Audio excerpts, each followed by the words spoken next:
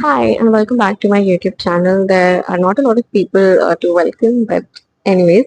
So today I'm going to talk about my all-time favorite books that live in my head rent-free, and the kind of books that the moment you finish reading them, you immediately want to recommend it to every single person on the planet. Exactly those kind of books. So let's start with that. First book in the list we have is my favorite book ever, Anxious People by Frederick Backman. I actually saw this book on someone's story, and the title seemed like something that I might really enjoy. So that's the only reason I bought this book, and it turned out to be one of my favorite books ever. So basically, on the surface, this book is about this failed bank robbery turned into a hostage situation, but at its heart, it's about this group of strangers who are stuck in an apartment who have nothing in common, but at the same time they do. This book beautifully portrays that no matter what age, profession, or class you come from, first and foremost, you're a human being who feels a lot of emotion. And this book, in a very weird way, makes you feel seen. Also, the writing, it's very humorous, entertaining, and at the same time, really heartwarming. Like, you'll be laughing on one page, and suddenly on the next page, you'll be hit with something so deep that you just have to pause and think. If you have not read this book yet, please go and read it. It's such a beautiful book and it's one of my favorite reads. And next is Beautiful World Where Are You by Sally Rooney. It's one of my favorite books by her. So basically we follow these four characters, Alice, Eileen, Felix and Simon, and honestly not much is happening when it comes to plot. It's more about the characters, their conversations, the way they think and them hoping to find something meaningful in this chaotic modern world. This book beautifully portrays that how difficult it is to find meaning in life when everything around you feels so broken, and it also does a very good job at capturing this weird mix of guilt and privilege of living a comfortable life when the world around you is falling apart. It's not a fast-paced book, it's slow, it's quiet, and it's the kind of book where you want to savor every single word.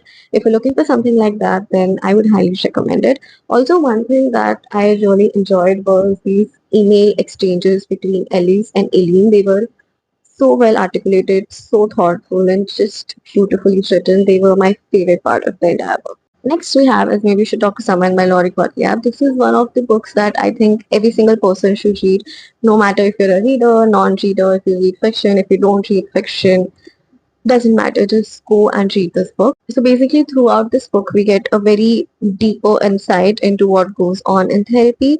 We see Gottlieb's experience both as a therapist and a client, so we get to see both sides, her sessions with her clients and her sessions as a client. This book is very human, very honest and very real. It talks about love, grief, relationships, purpose, and how nobody has it figured out and everybody is trying to make sense of their life. Sort of reminds you that we all are flawed, we all have our own struggles, and yet we all have the capacity to heal and grow. Please, again, this is a very important book, I feel, so I think everybody should 100% read it. Next we have is Eleanor Oliphant is Completely Fine.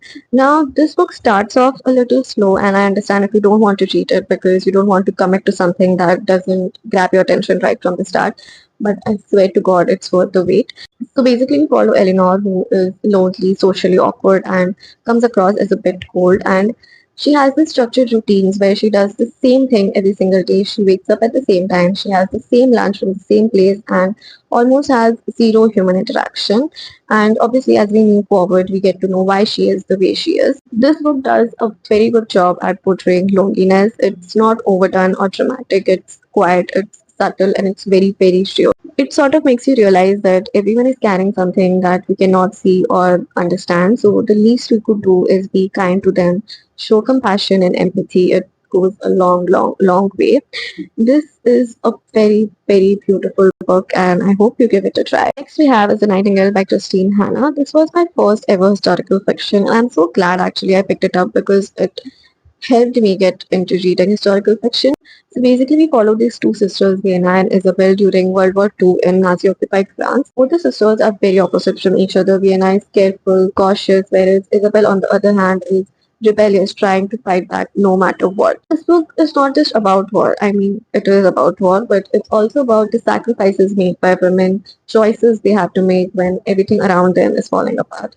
Truly heartbreaking, but one of the books that will stay with you for a long time. If you're trying to get into historical fiction or if you're looking for a good historical fiction, then The Nightingale is the perfect read. Next is Where the Crawdads Sing. This book has the sort of plot that grabs your attention right from the very first page. So basically, we follow the story of young woman Kya Clark who has been left alone, abandoned by her family in the wild. So we follow story of her growing up and the murder mystery that unfolds years later. This book again depicts loneliness very beautifully. It portrays how it affects and shapes a person. And the murder mystery added a very nice touch. Again, a very beautiful book that you should 100% read. Lastly, we have Everything I Know About Love by Dolly Alderton. This book feels like you're talking to a friend that just gets it. And Dolly talks about her 20s, growing up, heartbreak, mistakes, and honestly, it's equal part hilarious and heartbreaking. And this book is not trying to be wise or trying to teach you anything. It is just very real, and I feel that is what really makes it special. And the one thing that I love the most was the way this book celebrates female friendships, the importance of it in our life, because it's not just about love in the romantic sense, it's also about the people who stand by you when life gets tough, the late night conversations, the laughter, and the growing pain. This is the kind of book that I know I will always keep going back to. Like, I would want to read it again and again. I I really love it. So yeah, these are my favorite books that I will probably never shut up about.